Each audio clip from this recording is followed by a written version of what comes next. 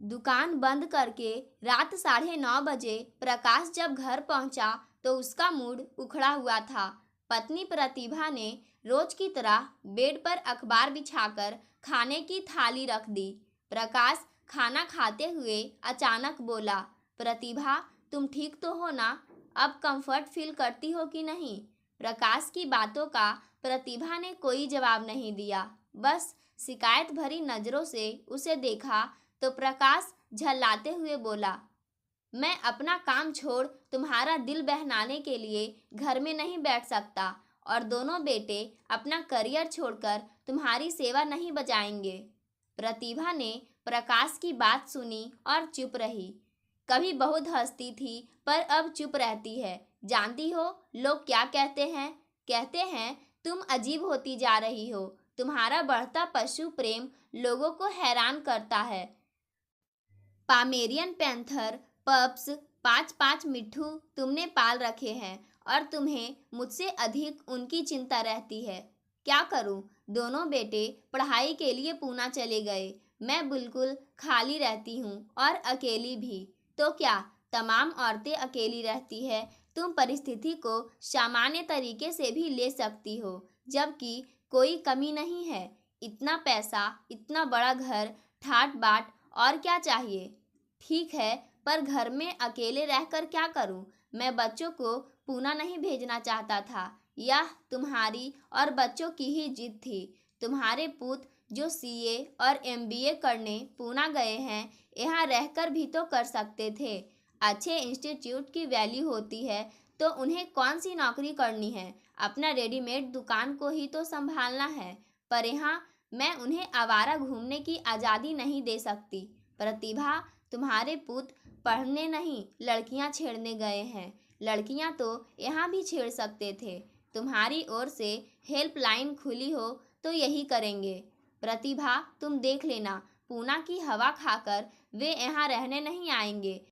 मैंने इतनी मेहनत से काम जमाया, वो खत्म समझो। उनकी अपनी जिंदगी है जिसे वे अपने तरीके से जीना चाहते हैं। वो तो जी सकता है, पर तुम मुझे नहीं जीने दे रही हो। लोग कहते हैं तुम कितनी चुप रहने लगी हो, जो विचित्र बात है। गौरव ने तो यहाँ तक कह दिया कि प्रकाश, परिस्थिति को टालो मत, क्लिनिकल साइकोलॉजिस्ट से सलाह लो। प्रतिभा को लगता है कि यदि मनोचिकित्सक से परामर्श ना लिया गया तो वह किसी मानसिक बीमारी से पीड़ित हो जाएगी। संभव है कि शॉक थेरेपी से भी गुजरना पड़े। एकांत और गहरी खामोशी में समय बिताते हुए लगता है जल्दी ही मर जाएगी।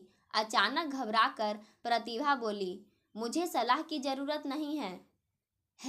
कल तुम्हें मनोचिकित्सक के पास चलना है। लगभग आत्मविस्मृति की दशा में प्रतिभा क्लिनिक पहुंची, लेकिन उसे उपेक्षित छोड़ मनोचिकित्सक प्रकाश से बोले, प्रकाश जी, आप क्या काम करते हैं?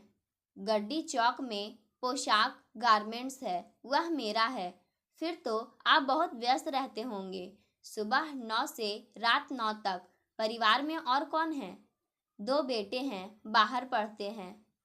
कुछ अनुमान है? प्रतिभा जी कब से खामोश रहने लगी है। बिल्कुल अनुमान नहीं है। कभी जानना चाहा कि ये अपने एकांत और अकेलेपन से कैसे जूझती है? नहीं, यह जानने के लिए मैं घर में बैठा नहीं रहता। यदि बता पाएं तो बताएं कि ये अपना समय किस तरह बिताती है। प्रकाश ने बुरा सा मुंह बनाया, फिर बोला, प्रतिभा ने कई कुत्ते और तोते पाल रखे हैं। समझिए, दिन भर कुत्तों को नहलाने, कंघी करने, खिलाने में लगी रहती है। तोते दिन भर खाते, बीट करते और लड़ते हैं। तोतों को ठीक दोपहर 3 बजे चाय और बिस्किट चाहिए। देर हो तो उन्हें चाय और बिस्किट बोलना आता है। ये चाय में बिस्किट भिगोकर उन्हें खिलाती है। ठंड में स्वेटर पहनाती है। तोतों के पिंजरे को शॉल से ढकती है। आपने कभी इनसे पूछा कि ये किस खालीपन को भरने के लिए ऐसा करती है? प्रकाश भड़क गया। मरीज मैं नहीं, प्रतिभा हूँ। जो पूछना है इनसे पूछे। मनोचिकित्सक ठठाकर हंसे। मेरे मरीज पहली बैठक में कुछ नहीं बताते। कुछ बैठकों के बाद प्रतिभा जी कुछ कहने लायक हो जाएंगी तब इनसे पूछूंगा। आपसे जो पूछ रहा हूँ वह इनसे ही संबंधित है। देखिए, मनोरोग ऐसी दशा है जिसमें परिवार के सदस्यों का भी हाथ होता है, बल्कि उनका ही हाथ होता है। सदस्य खुद को बदले तो मनोरोगियों में भी बदलाव आने लगता है और वे ठीक हो जाते हैं। मतलब दोषी मैं हूँ। मैंने जनरल बात की है, बुरा ना माने। शादी को कितने साल हो गए? 23 साल। तब तो आप प्रतिभा जी के स्वभाव, आदत, व्यवहार के बारे में सब कुछ जानते होंगे। प्रकाश हड़बड़ा गया। व्यस्तता में कभी उसने प्रतिभा की उपस्थिति को खास नोटिस ही नहीं किया। अक्सर ऐसा होता है, इतने साल साथ रहने के बावजूद पति पत्नी एक दूसरे को भली प्रकार से नहीं समझ पाते हैं। छोटी छोटी इच्छाएं, उम्मीदें, अड़चनें जिनको हम नोटिस नहीं करते, एक दिन खतरनाक बन जाती है। अक्सर होता है, पति खुद को मालिक मानते हुए पत्नी की दिनचर्या, जीवन शैली, गतिशीलता, क्रियाशीलता तय करने लगते हैं। तब खुद को बदलते हुए पत्नी बहुत भुगतती है, विलासी जिंदगी जी रही होती है। घर से बाहर निकले तो जाने कठिनाइयाँ क्या होती है। दरअसल ये ना खुश रहती है ना रहने देती है। इनके इस व्यवहार से मेरी कार्य क्षमता पर असर पड़ता है। देखिए, पहले संयुक्त परिवार थे, अब एकल है। अकेलापन आज की बहुत बड़ी समस्या है और मानसिक बीमारी का कारण भी। चूंकि अधिकतर स्त्रियां कामकाजी नहीं हैं, तो घर में रहते हुए वे एकांत और अकेलेपन से परेशान होती है। प्रकाश का धीरज छूटने को था। क्या कहूँ, पढ़ी लिखी महिलाओं के मिजाज नहीं मिलते। मनोचिकित्सक हंसे। हाँ हाँ, शिक्षा से स्त्रियों की बौद्धिक क्षमता बढ़ी है, अपनी पहचान और पोजीशन बनाना चाहती है। यदि नहीं बना पाती है तो निराश हो जाती है। जानते हैं, मेरे मरीजों में उच्च शिक्षित महिलाएं अधिक है। इस वर्ग में असंतोष अधिक है क्योंकि इन्हें जिंदगी का अर्थ मालूम है और वे अपने तरीके से जीना चाहती है, और जब नहीं जी पाती तब विद्रोही हो जाती है या मौन। आप प्रतिभा जी को समुचित समय और समीपता दे, इनके सुख दुख को जाने। जवाब में प्रकाश घड़ी देखने लगा। शॉप खुली छोड़कर आया हूँ। मनोचिकित्सक हंसे। आज इतना ही प्रतिभा जी, अगली बैठक में आपकी क्लास लूँगा। वापसी पर प्रतिभा कुछ ताजगी महसूस कर रही थी। वह चाहती थी कि प्रकाश से जवाब मांगा जाए। प्रकाश कुछ इस तरह निष्क्रिय और रूखा है कि वह उससे वे बातें भी नहीं पूछ पाती जो लाजमी तौर पर पूछना चाहिए। आज मनोचिकित्सक ने मानो बहुत कुछ पूछ लिया। कार ड्राइव करते हुए प्रकाश भड़कते हुए बोला, प्रतिभा, वह खबीज डॉक्टर तुम्हें विचित्र नहीं लगा? उनका काम ही ऐसा है। उनके मरीज विचित्र ही होते हैं। सुस्त मरीजों का इलाज करते करते लगता है वह भी मानसिक रोगी हो गया है। वह मुझे भी मानसिक रोगी बना देगा। उफ, मैं अब भी नॉर्मल नहीं हो पा रहा हूँ। तुम्हें लगता है कुछ सीटिंग्स से फ़ायदा होगा तो तुम अकेली चली आना। मैं उसकी सूरत बर्दाश्त नहीं करूँगा। प्रकाश की बात सुनकर प्रतिभा ने तय किया कि वह अगली बार से अकेले ही जाएगी। प्रतिभा को देख मनोचिकित्सक हंसे और बोले, आइए, इतने दिनों तक नहीं आई तो मुझे लगा नहीं आएंगी। प्रकाश जी नहीं आए?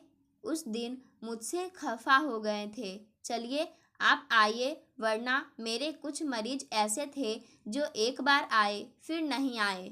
दरअसल इस इलाज में मरीज और परिजनों को धीरज रखना पड़ता है। बैठिए। आप अकेली आई, यह आपके लिए सुविधाजनक होगा। कैसा महसूस कर रही हैं? बेहतर। आपके पेरेंट्स कैसे हैं? दरअसल वे मेरे लिए समय बिताने के साधन हैं। प्रकृति और पशु पक्षी सचमुच आनंद देते हैं। इनकी ओर आपका रुझान क्या बचपन से है? नहीं, जब से बेटे पूना गए, पेट्स के साथ समय बिताना मुझे अच्छा लगता है। वे मेरा विरोध नहीं करते, पलटकर जवाब नहीं देते, निर्देश नहीं देते, बल्कि मेरा हुक्म मानते हैं।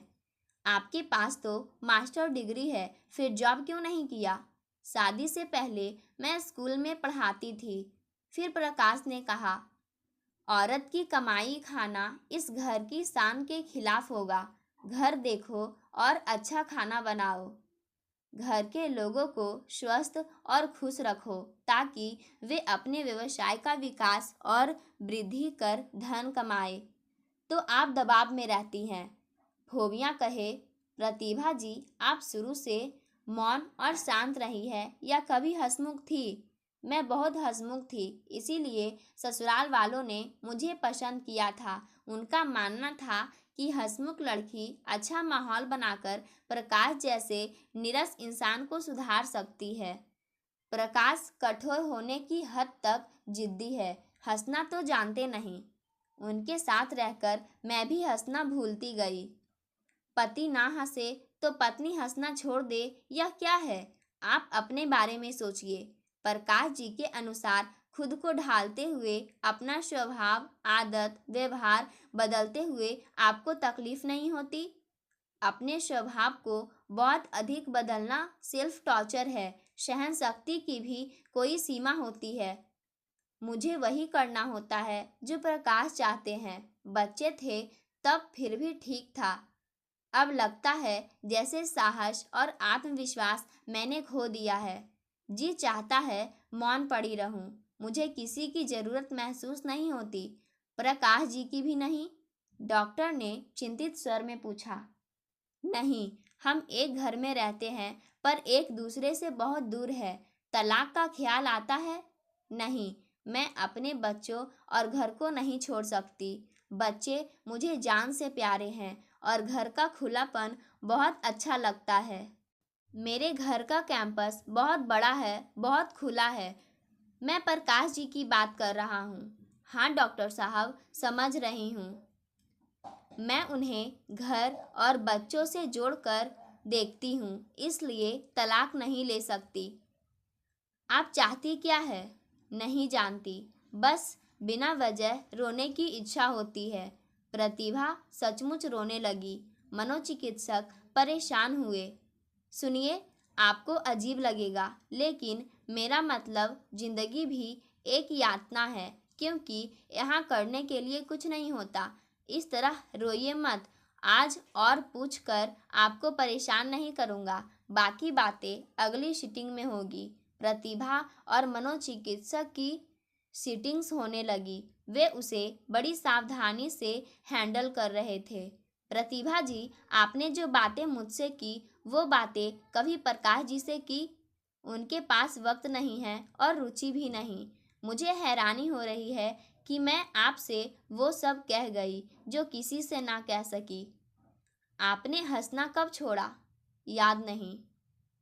याद कीजिए, पिछली बार कब हंसी थी? नहीं, याद ही नहीं है। आपको अपनी हंसी को वापस पाना है। हंसने के लिए तमाम लाफ्टर क्लब खुल रहे हैं। वहाँ सदस्यता लेकर लोग बनावटी हंसी हंसते हैं। आपको तो ईश्वर ने चीयरफुल बनाया है, लेकिन अफसोस होता है कि आपने अपना स्वभाव ही बदल लिया। आप अब तक कोई फैसला ले सकी या नहीं, लेकिन खुश रहने का फैसला आपको खुद लेना है। हंसमुख लोगों से मिले, फोन पर बात करें, कोई ना मिले तो मैं हूं ना, कहकर मनोचिकित्सक हंसने लगे। प्रतिभा ने निरीह भाव से देखा। किसी से मिलने की, बात करने की इच्छा नहीं होती। बोलना भूलती जा रही हूँ। भीड़ और शोर से घबराहट होने लगी है। बताया ना, खुद पर विश्वास ही नहीं रहा। आप एकांत में अकेले रहते हुए बाहरी दुनिया से पूरी तरह कट गई है। आपको चैन चाहिए। कुछ दिनों के लिए बेटों या माँ के पास चली जाए। प्रकाश कहीं नहीं जाने देते हैं। कहते हैं उन्हें खाने की दिक्कत होती है। दिन भर घर में ताला पड़े रहे तो चोरी का खतरा। उन्हें घर ठीक से बंद करने का अभ्यास नहीं है। आप प्रकाश जी की सहूलियत ही देखेंगी। जबकि वे इतना अधिक दखल देते हैं कि आप 2-4 दिन के लिए कहीं जा नहीं सकती। आपने अपनी भावनाओं को दबाते हुए इतना लंबा समय प्रकाश जी के साथ गुजारा है, लेकिन अब खुद को सक्रिय रखने के लिए कुछ करे। कहते हैं स्त्री का जीवन 40 साल के बाद शुरू होता है। मतलब इस उम्र में महिलाएं प्रायः घरेलू जिम्मेदारियों से फ्री होती जाती है। पति की वह उम्र नहीं रहती कि पत्नी के आसपास डोलता रहे। तब पत्नी अचानक खुद को अकेली, पीड़ित, हताश, अनुपयोगी मान लेती है।